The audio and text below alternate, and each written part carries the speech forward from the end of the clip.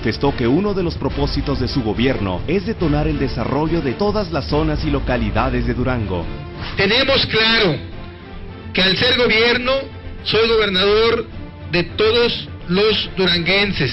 Finalmente, Darío Medina Reyes, presidente municipal de Nazas, aseguró que las obras que se entregaron en el municipio es producto del trabajo realizado en conjunto y afirmó que apoyará a Herrera Caldera en su administración para lograr más obras de desarrollo. Decirle que en el municipio de Nazas estamos muy a gusto con el trabajo del señor gobernador. La política pública que hoy viene a dejar al municipio como el programa Crecemos, creemos que es un programa que hace mucha falta, un programa dirigido 100% a la familia. Unidos, crecemos todos. Gobierno del Estado de Durango.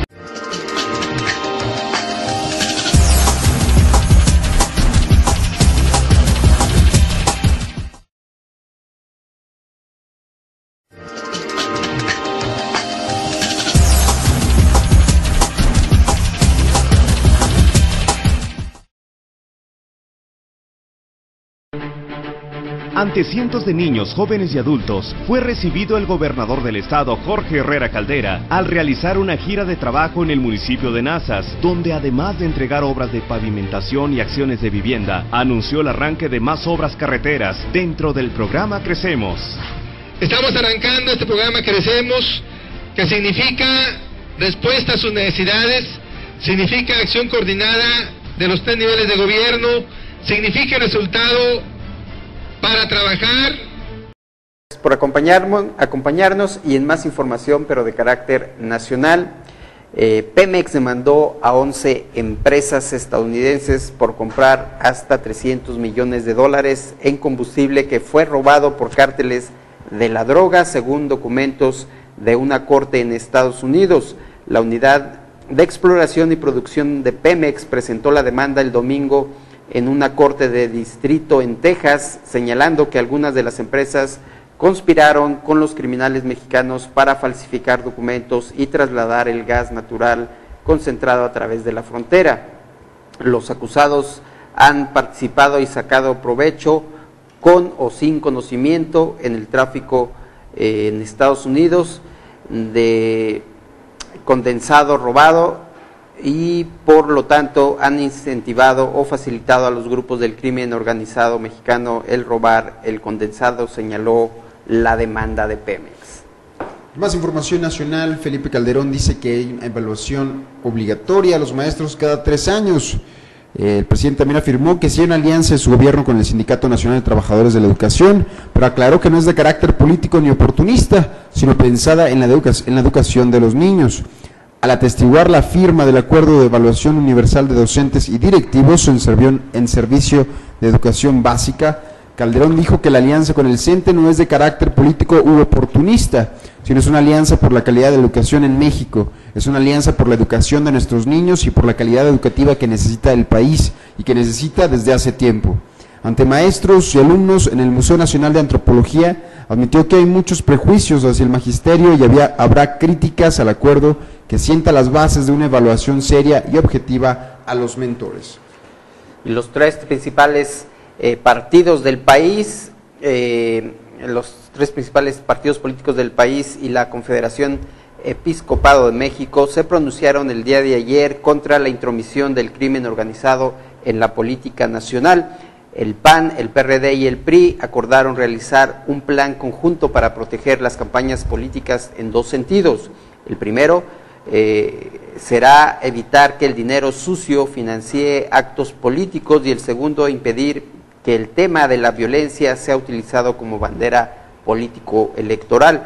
Gustavo Madero, dirigente panista, afirmó que el peligro de que el crimen se inmiscuya en los comicios es una preocupación que siempre hemos compartido todos. Siempre se deben perseguir los delitos cuando se cometan, sea o no en cualquier contexto.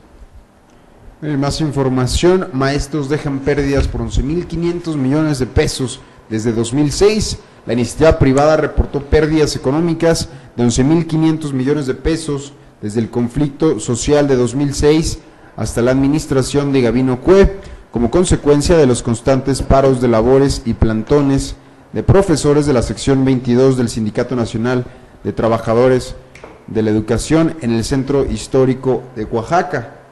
En tanto, en la asamblea plenaria de la sección 22 del CENTE se acordó poner fin al paro de labores y al plantón el próximo viernes 3 de junio, así como la reanudación de las clases a partir del lunes.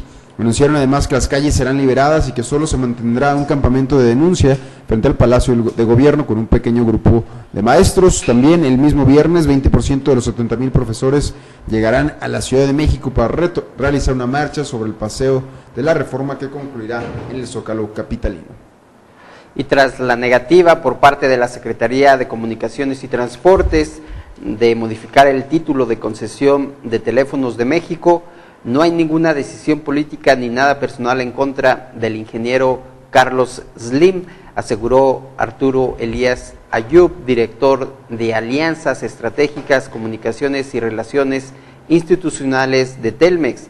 En entrevista con el periódico La Crónica, sostuvo que tras la decisión de la dependencia, Telmex mantiene sus inversiones para seguir robusteciendo su red y seguirnos preparando para cuando podamos entrar a ofrecer televisión de paga. La negativa para modificar el título de concesión de Telmex se trató de una decisión política. Eso fue una pregunta que le hicieron y él responde que no. Yo quiero pensar que se trató de una decisión más bien técnica y en ese sentido es como vamos a trabajar en coordinación con la Secretaría de Comunicaciones y Transportes para ver qué es lo que ellos dicen que no cumplimos. Yo pienso que la Secretaría lo único que busca es que haya más convergencia de redes y mayor competencia entre los operadores y en ese sentido vamos a trabajar también nosotros. Más información, aprueba IFE normas para propaganda. El Consejo General del IFE aprobó las normas reglamentarias sobre la propaganda gubernamental que serán aplicables para los procesos electorales locales ordinarios o extraordinarios 2011, en acatamiento de una sentencia del Tribunal Electoral Federal. En sesión extraordinaria, el colegiado acató la resolución de la Sala Superior, por lo que acordó excluir al Instituto Nacional de Estadística y Geografía, al INEGI, de entre los órganos de Estado autorizados para emitir mensajes durante los procesos electorales de este año. Bueno, y en más información de carácter internacional, Estados Unidos está quebrado, con una economía que se recuperará lentamente de la recesión en que cayó durante el 2009 y la posibilidad de que logre financiar un déficit de 10.6% de su Producto Interno Bruto es muy poco probable, advirtió Lawrence Kotlikov, investigador de la Boston University. Para ponderar el tamaño del problema que enfrentan las autoridades de Estados Unidos para lidiar con este desequilibrio, basta recordar que Grecia, el país que ha sido rescatado por el Fondo Monetario Internacional y por la Unión Europea, tiene un déficit fiscal de 10.5% de su Producto Interno Bruto, apenas una décima debajo del registrado el año pasado por Estados Unidos. Durante la cuarta conferencia sobre empleo y desarrollo organizada por el Banco Mundial y el Instituto para el Estudio del Trabajo, sugirió que hay solo dos alternativas para comenzar a atender el problema fiscal que aqueja a aquel país. Más información internacional, se subestimaron los riesgos en las centrales nucleares de Japón. Japón, como dice la información, subestimó el peligro del tsunami para sus centrales nucleares, dijo el miércoles un equipo de seguridad nuclear de la ONU en el país asiático, en resumen de su informe sobre la crisis atómica desatada por el desastre del 11 de marzo. El peligro de tsunami para varios lugares se subestimó, dijo el resumen de 3 páginas, y agregó que el incidente ocurrido en la planta Tokyo Electric Power Company de Fukushima demostró que las centrales nucleares necesitan un centro de respuesta a las emergencias más experimentado para lidiar con accidentes. Los diseñadores y operadores de plantas nucleares deben evaluar y proporcionar protección adecuada contra los riesgos de los peligros naturales. Más información internacional, la Organización Mundial de la Salud alertó el día de ayer que el uso del teléfono celular puede aumentar el riesgo de ciertos tipos de cáncer cerebral y recomendó a los consumidores considerar formas de reducir su uso.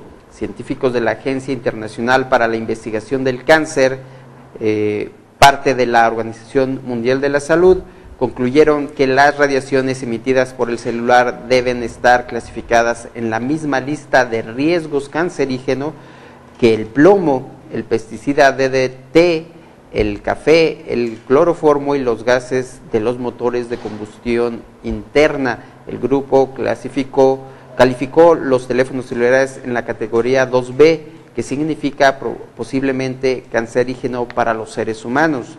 Dadas las consecuencias de esta clasificación, es importante que se realicen más investigaciones sobre los posibles efectos a largo plazo, pero mientras tanto convendría reducir la exposición a estos dispositivos, dijo en rueda de prensa el director de la Agencia Internacional para la Investigación del Cáncer, Christopher Wild.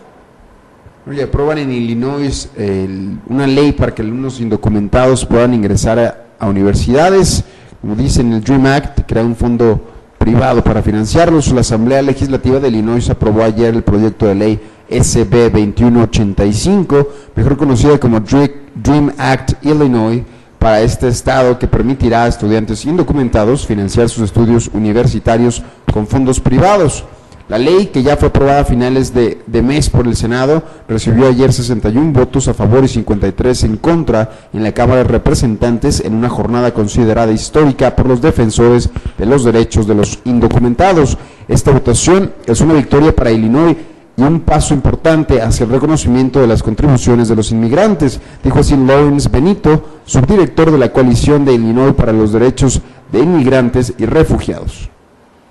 Y al menos 44 integrantes de la red terrorista Al-Qaeda murieron el día de ayer en Yemen en un intento fallido de asaltar un cuartel militar cerca de la localidad meridional de Sinibar, donde hombres armados y fuerzas de seguridad se enfrentan desde el pasado 27 de mayo. Fuentes de seguridad y la agencia de noticias yemení Sabah aseguraron hoy que los supuestos militantes de Al-Qaeda intentaron tomar el cuartel de la Brigada 25. Las fuentes agregaron que fuerzas del ejército y de la seguridad han lanzado una operación de limpieza en Sinibar, capital de la provincia de Abian, tomada el viernes por cientos de combatientes. Y la OTAN acordó imponer una zona de exclusión aérea y el uso de ataques aéreos para proteger a los civiles libios. La OTAN y sus aliados en la campaña militar para proteger a los civiles libios han decidido extender por 90 días su misión, informó así el jefe de la alianza.